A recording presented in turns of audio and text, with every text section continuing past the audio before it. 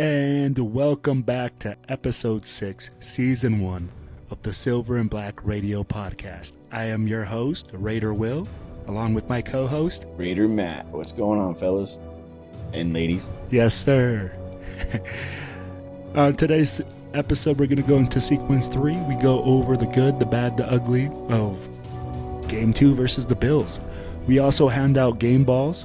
We give you our keys to victory versus the Steelers in week 3. And the Raider hookup. In sequence 2, we go over number 21 in our Raiders countdown.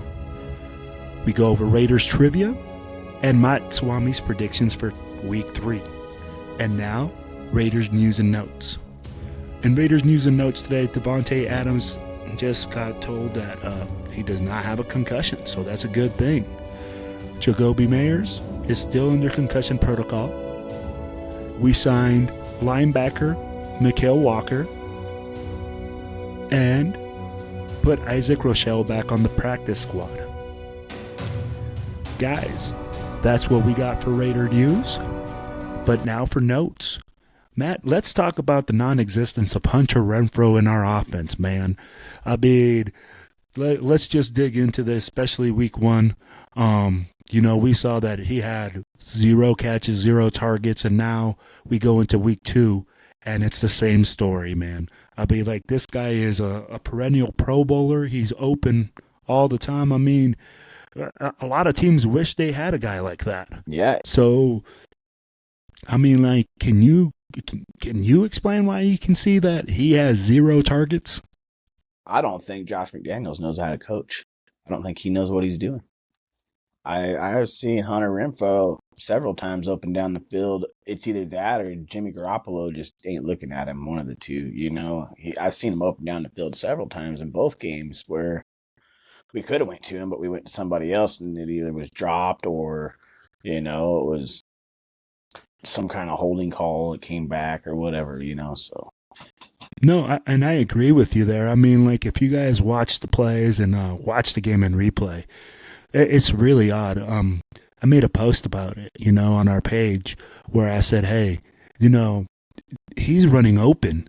Unless Jimmy G's not seeing him, there's some type of misconnection on the routes or the timing or something like that. It's honestly looks like it's just a hate crime where they're telling the guys, hey, don't throw it to Renfrow. But in all honesty, in my opinion, the guy's a beast, and you have to give that guy the rock and the opportunity. I don't think this is kind of just me with my opinion on it. I honestly think that Josh McDaniels doesn't want Renfrow, but he couldn't get rid of him without money off the books.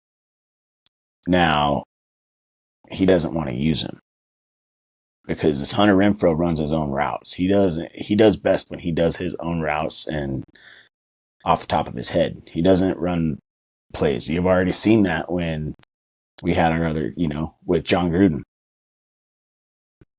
So I don't know. That's just me. I think McDaniels, if a player gets under his skin in a certain way, he's quick to fire him or just, ixnay him out of the whole.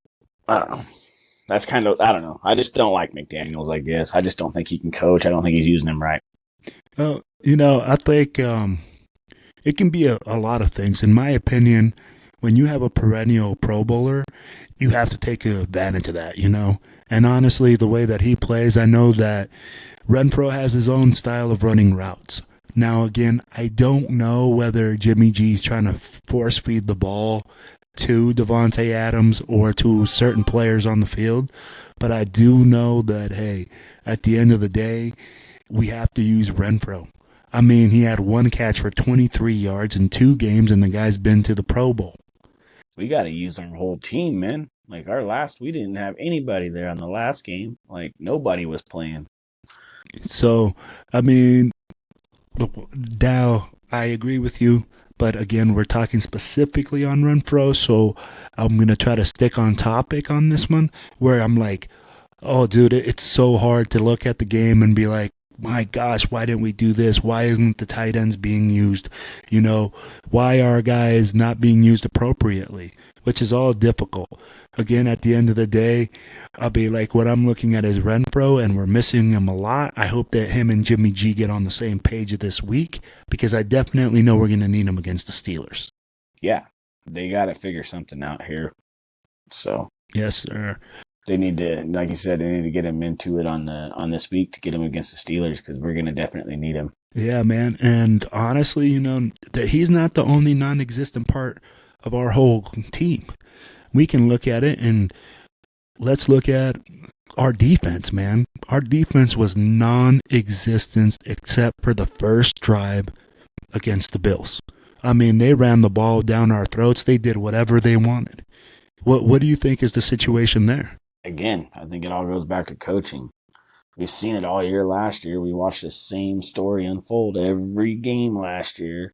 It's, and then what was the excuse for it last year? We need better players. We need people that can run the plays and people that can, execute to the fullest on this defense, because it's so complicated. Well, again, we went out this off season. We picked up players. We picked up pieces. We got things. We're not using them right, man. Our defense looked like garbage out there this last week. It didn't even look like an NFL defense, Like, we got bent over and spanked. Absolutely. I mean, when I looked at it, look at our defensive line. No pressure from the inside. There's nobody helping out Mad Max. I mean, the Bills basically just double-teamed Mad Max, took him out of the game. Got guys out of place in the backfield. You got Merrick missing tackles, missing coverages. You got Epps not wrapping up. You got linebackers that are missing tackles. I mean, it's the whole thing, man. When you can't execute a basic play, or you're running single high on every play and have nobody playing the zone, we're going to get beat over the middle all day long, or they're going to run it. And I can agree with you there. Like, for me, what I saw is that Patrick Graham's his philosophy is very passive. I mean, we were playing soft in coverage, defensive line. He was trying to get home with 4. A lot of coordinators do that. Okay, they try to get home with 4 and have a whole bunch on the backside. You have 7 on the backside. But the problem is, when you are not getting home with 4, and the guys have all day to throw, the extended zones are huge. So it's hard to stay in coverage. And a way to remedy that is to bring pressure. Now, we started bringing pressure at the end of the game, but at the end of the game, it didn't matter.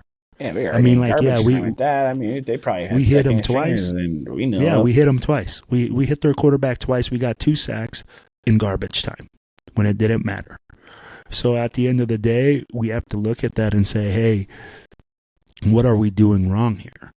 Like, man, why weren't we getting home in the first, the second, and the third quarter? Again, the first drive of the game, we got a 3-and-out, was fantastic. After that, it's like the defense packed their bags and they just said, hey, we're done. This is the end of the game. Now, I'm not going to say that I expected our team to go in there and spank them. I'm like, because that's unrealistic. I'm like, but I did expect us to be more competitive, and I think defensively, we just were not competitive at all. I don't think we were competitive all around. Like, defense was, like you said, it was horrible. But all around as a whole football team, the whole football team was garbage. I think we need to go back to the drawing board on everything. I agree. I mean, like, I think, from game 1, we saw that, hey, we had some success doing certain things. But let's be real. The Broncos are not the Bills. The Bills are a perennial playoff team where we want to be, and the Broncos are a cellar team. We beat a cellar team by 1 point, and we got spanked by a team that's going to be in the playoffs this year. Yep, that's true. And everybody was expecting us to go to the playoffs. I didn't expect us to go to the playoffs this year, but I expected us to do a lot better than what I've seen so far. No, I agree. And I think this was a good measuring stick game. But again, it's only week 2. Raider Nation, relax. It's week 2. We're going to keep getting better. We're going to keep growing. We're going to keep improving. We're going to keep making things happen. I think we have a long ways to go. But at the same time, I'm not going to say, hey, it's season over. We suck.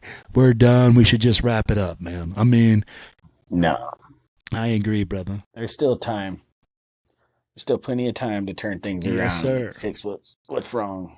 So we just gotta stick with our team and keep rooting for them every week, man, and show them that we're still here because Raider Nation is super Yes, strong, man, sir. super deep. So And hey, keep guys, kicking that's thin. all we got for Sequence 1 today. Stay tuned for Sequence 2. Segment 2, we are going to go down to number 21 on our Raiders countdown. Number 21 on our Raiders countdown is Dave Casper. Dave Casper had 35 touchdowns, 3,294 passing yards, or receiving yards, including 10 touchdowns in 1976, in an era where the tight end was primarily used as a run blocker. He is most remembered for the play that goes to the post against the Colts and for winning 2 Super Bowls with the Raiders. And that's why Dave Casper is number 21 on our Raiders countdown. And now for Raiders trivia. Bo is a nickname. What is Bo Jackson's full name? Guys, send us a message at the Silver and Black Radio Podcast, and we will gladly send you guys something out. Let us know what the answer is to this, okay? You guys can answer it here on our Facebook page. You guys can also answer it on our YouTube page. Just use any mode of social media to answer the question. All right, guys, and now we're going to move on to the great section here. We have our boy Matt Swammys Pics for week 3. Week 1, Matt Swamy went 14-2, absolutely torching the league. Week 2, we took a small beating. We went to 9-7. But right now, Matt Swamy stands at 23-9 this season. All right, Matt Swamy, let's get your picks for this week, week 3. All right, do it. All right, brother. Giants versus Niners. I got the Niners on this game. Falcons versus Lions. I'm going to take Detroit on this game. Chargers versus Vikings. I'm going to go with the Los Angeles Chargers on this game. They're both 0-3, and I think the Chargers are really pissed off right now. I got you. Saints versus Packers.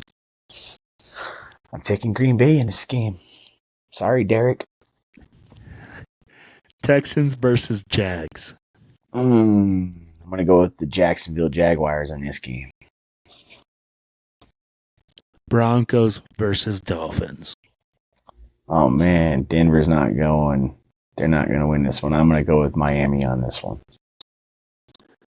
Titans versus Browns. Titans, Browns. Let's go with Tennessee on this game.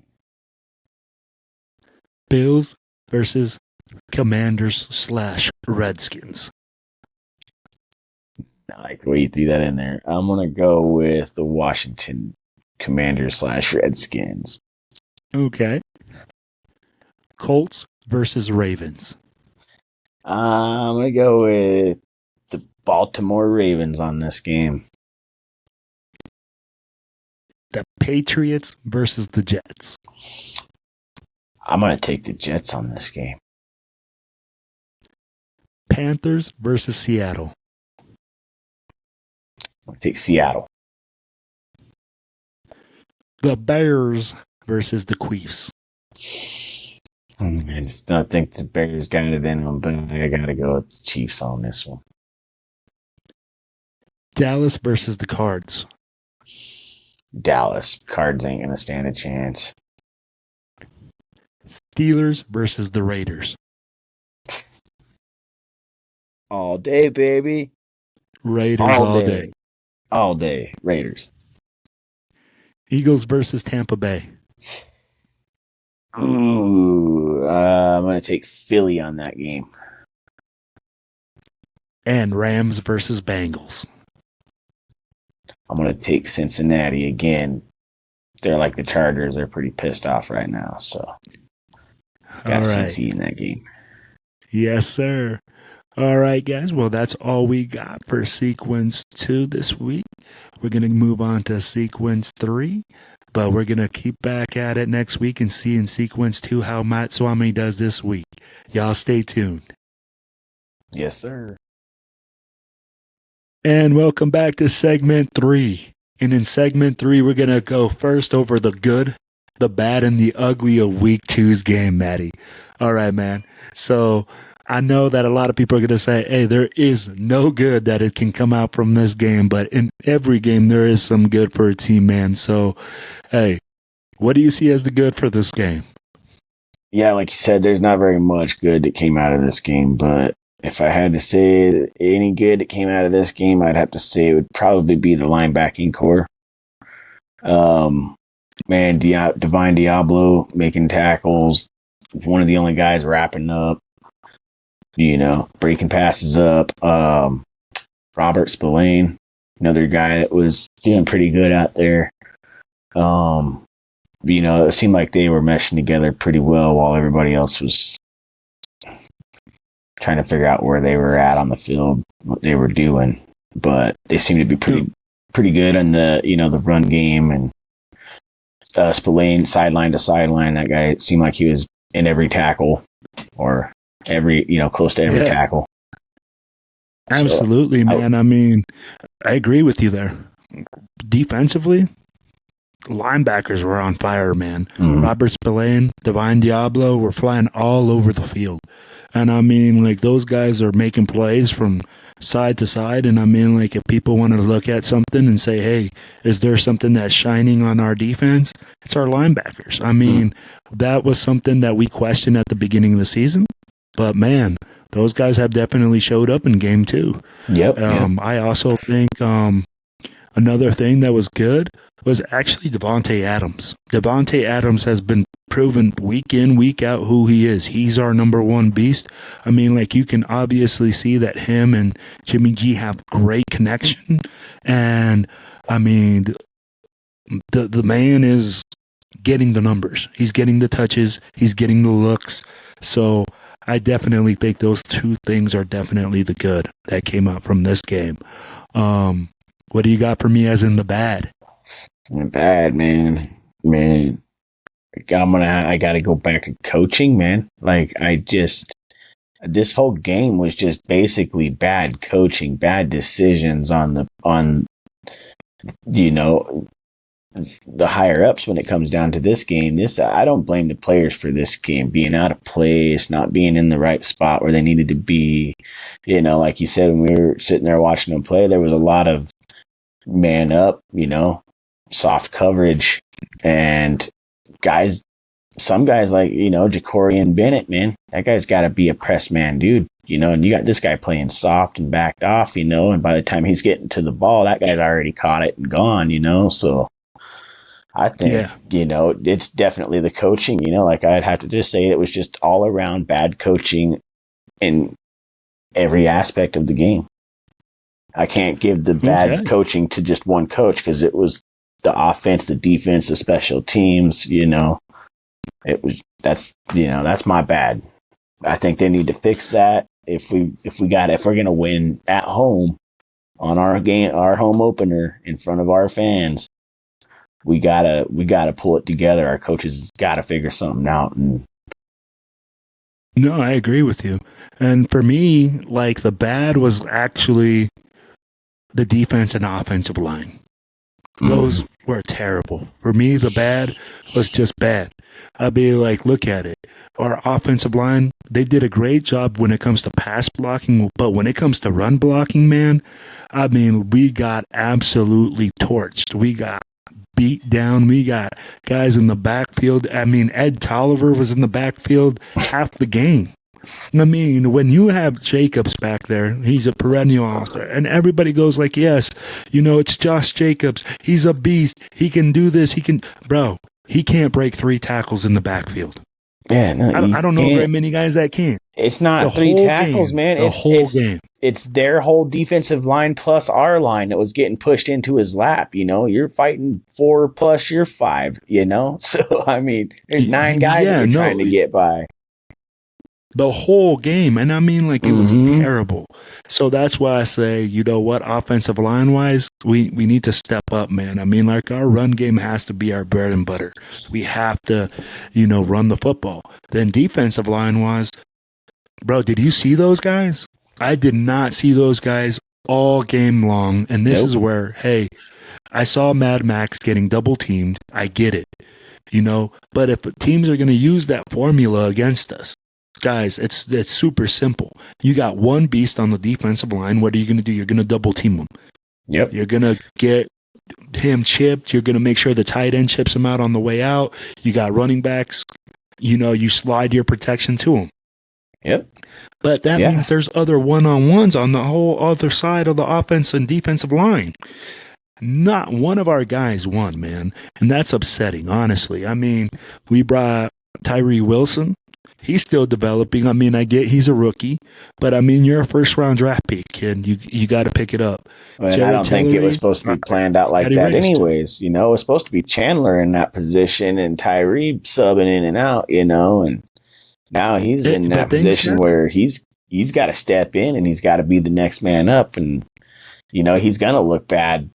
That's just how it is, He's not – even Aaron Donald didn't look great his first year, It just – No, I get you.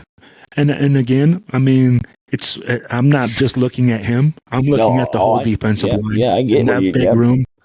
I'm just putting my 2 cents out there for Tyree, and kind of that's the reason why I can't really put anything on that guy is because of that, But no, absolutely, man, and that's what I'm saying. Good. Like, hey, I'm not just looking at him. I'm looking at that whole room where I'm saying, like, yo, where are we, fellas? Hey, where's that dog in you? We need that fight. We need a guy that's next to you that you bring up get it. You bring up the double man on Max Crosby, and then you got guys that are singled up on the other side and they're just not getting through. You should be able to get through that line if you're single one-on-one. You know what I mean? And I mean, like, that's what you train for. That's what you train for. That's what you should be doing. And exactly. And we brought guys back because we were like, hey, last year they were showing things. They were showing improvement. They were doing this, and we brought them back, and it's the same story. It's the same thing. We're just not getting that penetration. No, and I'm there with you. So that's where I'm like, hey, Malcolm Kuntz, he shows great promise in the preseason, always shows great promise. But again, we're waiting for him to bust out of that shell and make something happen. Look at the way that the Bills ran the ball, bro. I mean, like, we were waiting for Josh Allen to run it on us. No, it was Cook. Cook burned us for 123 on the ground, bro. So, I mean, like, hey, at the end of the day, we know that our interior line needs to get a push. We know that, hey, all those other guys on the D need to get a push. So I look at the room and I say, man, we need to step up, gentlemen. We need to make this happen. And I don't know whether it's a scheme thing.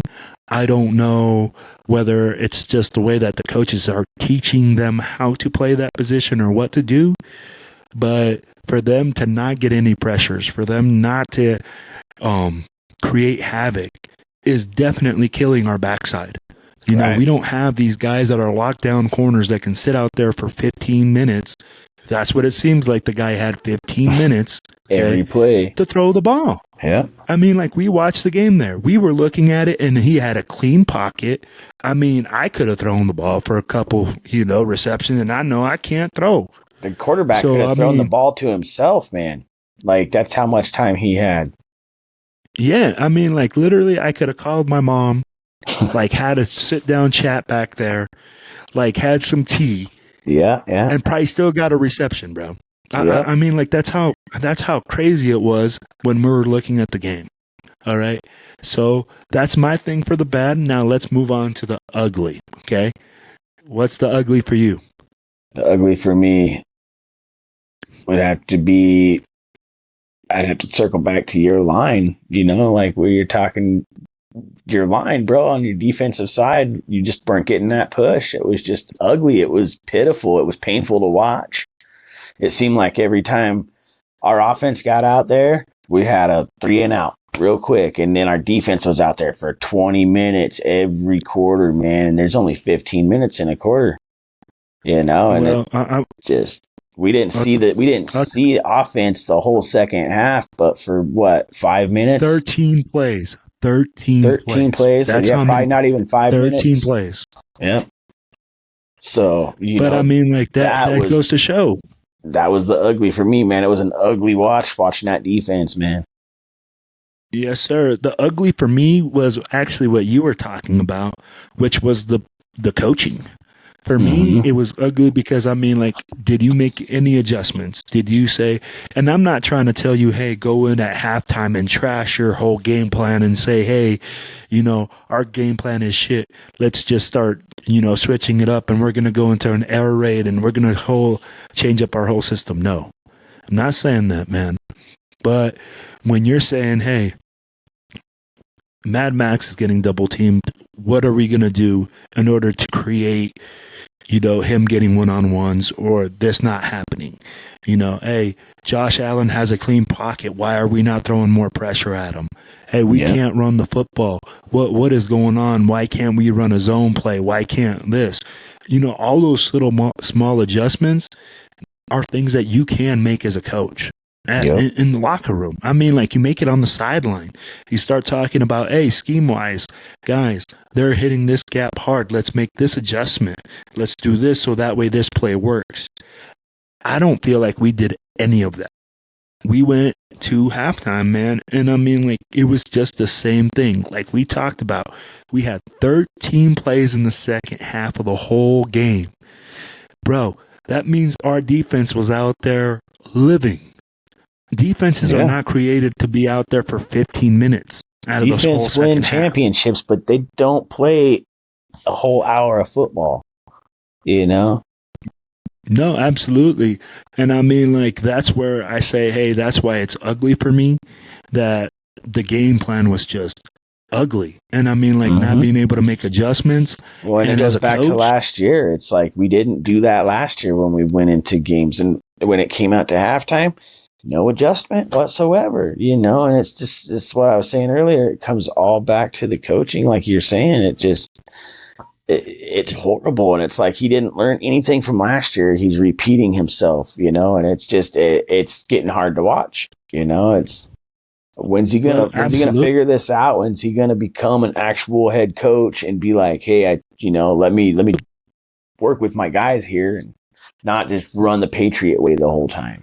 We've already tried this with one other team and the whole season with our team. It's not working. Figure it out.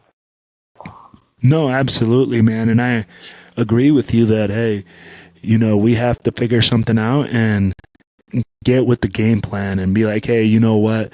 Our guys believe in this and I believe in this and we'll all work together to move forward. Yeah. But again, that's how it is. All right, brother. Now let's move on to game balls for week 2. Do you have any game balls you want to give out for week 2? My game balls I'd have to give out for week 2, I'm going to go with Divine Diablo when it comes down to game ball. The guy was making tackles. He was, seemed like he was the only guy, him and Spillane, You know what? I'm gonna give it to the linebackers. I'm gonna give my game ball to the linebackers. They played good. They played decent. They were the only thing worth watching on Sunday last week. So I think that's my game ball. They're going to the linebackers. Oh, I like that, man. So you went defense. I'm gonna go offense, and I know that offensively we didn't do much, but I'm gonna go with Devontae Adams. The reason I'm gonna go with Devontae Adams is because bro, we see you play. We see him get open. We see all the things that he's doing, and he's definitely representing what it is to be a Raider.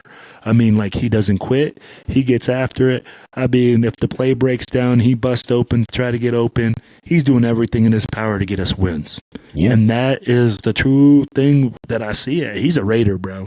So for me, that's why Devontae Adams gets the game ball for week 2 for me. Awesome. All right. I agree.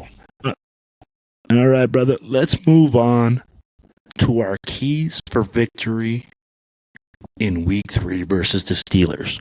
What are your 3 keys to victory for our Raiders versus the Steelers, bro? 3 keys to victory are come in with a good game plan, how we're going to execute. We need to fix the run game, fix that offensive line. You know, we need to get Josh Jacobs involved a lot more than what we've had the last 2 games. You know, we need to get him back on his feet, pushing that ball downfield. We get him going. The receivers, they start kicking in. People start, then we start becoming what we're supposed to be doing. You know, if we get Josh Jacobs involved big time, then that's going to be number 2. Number 3 is our defense has got to step up. Our defensive line needs to push. We need to get that. We need to get pressure back there to Pickett. You know, we've already lost to him once. We don't want to do it again. We can't lose to Pickett twice, man. I mean, the Steelers aren't that. They're a good team, but they're not that good. But if we can come in here and do those 3 things, I think we got a really good shot at actually winning this game and putting up a good game as to what we've seen last week. No, and I agree with you.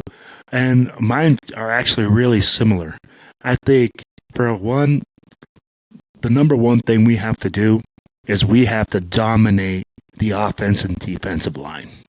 We cannot play another game where we are sitting here saying, hey, we weren't dominant. If we're not dominant on the offensive line, the Steelers are going to kill us on defense. That team is defensively freaking built, and they are stout. I mean, they proved that last week where they scored twice on defense. Yep. So that means our offensive line has to run block, has to pass block, has to be elite. Defensive line-wise, and the reason I say that is because guess what, man? It's the same thing. I believe that if we are dominant with our defensive line, it alleviates a lot of the stuff that we have going on that back end. So that's why I think key number 1 for us is going to be being dominant on both sides of the line. Key number 2 is what you said. I think we have to also have a good game plan, coming in with confidence in what we're going to do. Okay, there's a certain style of play. Okay, when I have my own guys, I tell them, hey, every single time you're out there on the field, you represent me. We have a certain way that we play our style of football. So if we're going to say, hey, we're going to be a running team, we're going to pound you, we're going to hit you in the mouth, let's be about that business. If we're going to be a finesse team, then let's be a finesse team. And you know what? We're going to throw and dink and dunk and do all the little things that a finesse team does. But we need to find an identity, and we need to find it like yesterday. So having a game plan and having an identity is number 2. And number 3 for me is for the guys to come in with confidence and just to throw away game 2. You got a lot to learn from game 2, but you got to come in with confidence and know, hey, you know what? We had a bad game last week. No sweat. We're going to get it this week, and we're going to grind it out and get this dub. And that's my 3 keys to victory versus the Steelers, bro. All right. Sounds like we're pretty much seeing eye to eye when it comes to that. Oh, I think so as well, my brother. All right, guys, and now we are going to move on to another part of our show that we like to call the Raider Hookup. If you guys give us one moment here, we are going to get into the mood. Yeah. Let's see here.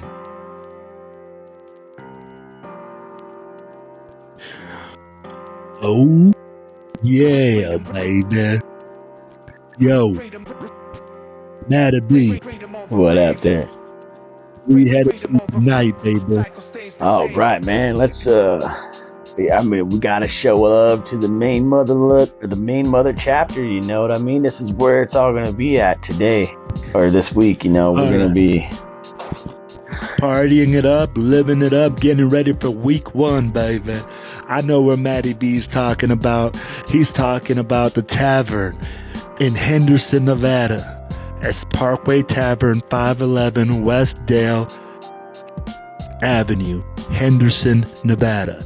Yo, that is where the main mothership is of the Black Hole. Y'all gotta go down there for game days, check it out, get some good drink, get some good food, hook up with my boy Cisco down there, have a great time, y'all, honestly. And then guess what, for week 1, huge parties going down in Mandalay Bay. What's the tailgate at? Tailgate.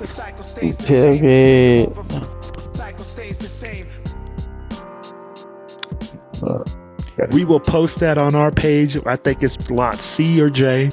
We will post where the Black Hole will be at. Guys, you guys gotta follow them. I believe it's J-Lot. It's gonna be an amazing time. I think it's J-Lot as well. It's gonna be an amazing time. Y'all get out there. They're gonna have Corrupt. They're gonna have Bone Thugs. They're gonna have a bunch of different rap artists. You'll get to see a bunch of different people, hook up with Great Raider people, and have a great time. All right, so hey, it's all love from us. And that's all we got for this show. It's all love from me, Raider Will, and I got my boy Raider Matt. It's all love from me over here too, fellas and ladies. Yep. So, hey, we hope that you guys click subscribe, that you guys like, that you guys download anywhere you guys get your audio podcast. Hey, keep giving us follows, keep giving us likes.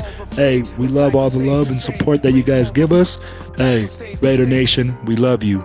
We out, baby. Raiders. Raiders.